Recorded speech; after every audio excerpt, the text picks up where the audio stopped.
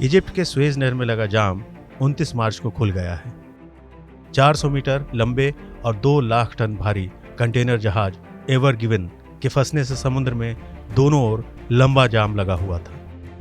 23 मार्च को फंसे इस जहाज को बड़ी मशक्कत के बाद यहां से निकाल लिया गया है।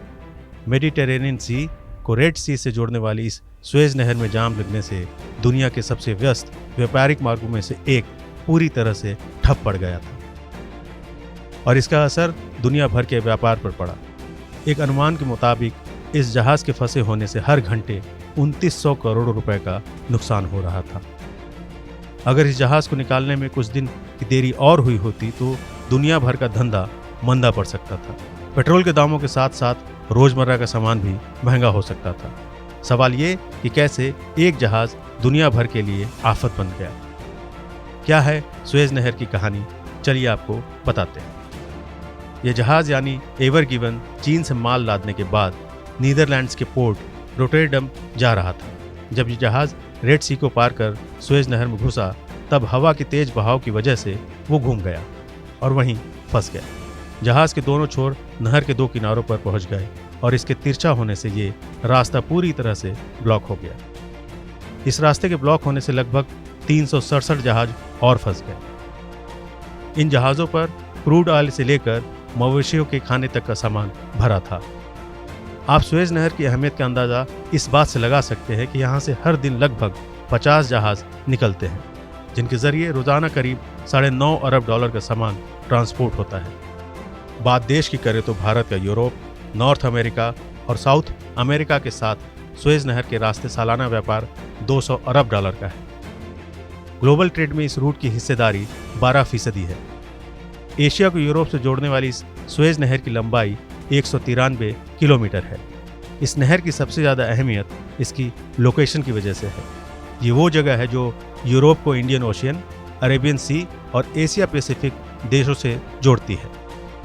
मेडिटेरेनियन सी और रेड सी के बीच मौजूद ये वैसे तो सबसे छोटा जल मार्ग है, लेकिन ये मार्ग 7000 किलोमीटर की दूरी को 300 किलोमीटर में बदल देता है। सुएज नहर की ही बदौलत जहाज़ों को अफ्रीका कॉन्टिनेंट का चक्कर नहीं लगाना पड़ता।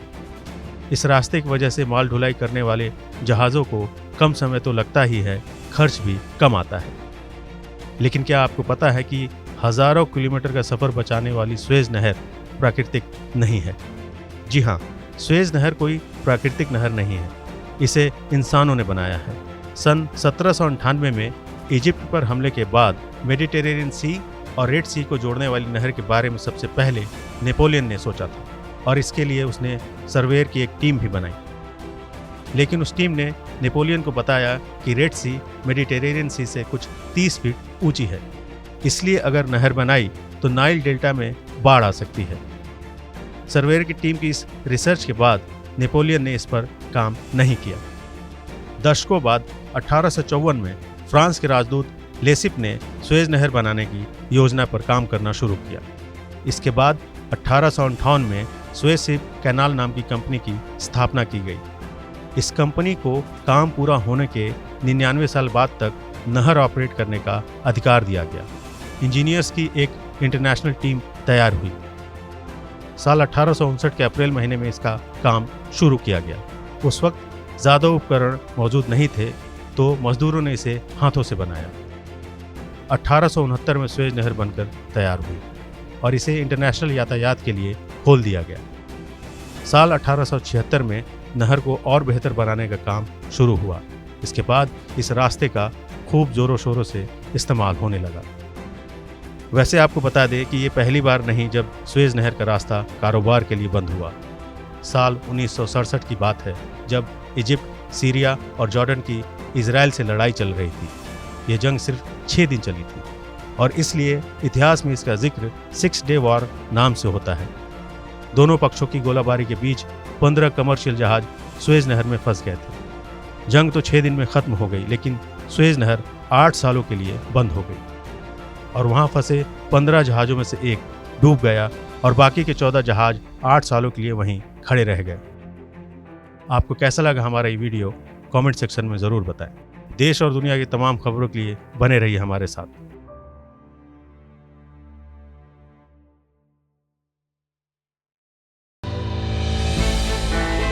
हमने की गलती फिर एक बार, कोरोना ने किया दोबारा प्रहार। मास्क, 2 गज दूरी, करें अपनी सुरक्षा पूरी। कोरोना टीका हम सबको लगाना है, मिलकर साथ समझदारी से कोरोना को हराना है।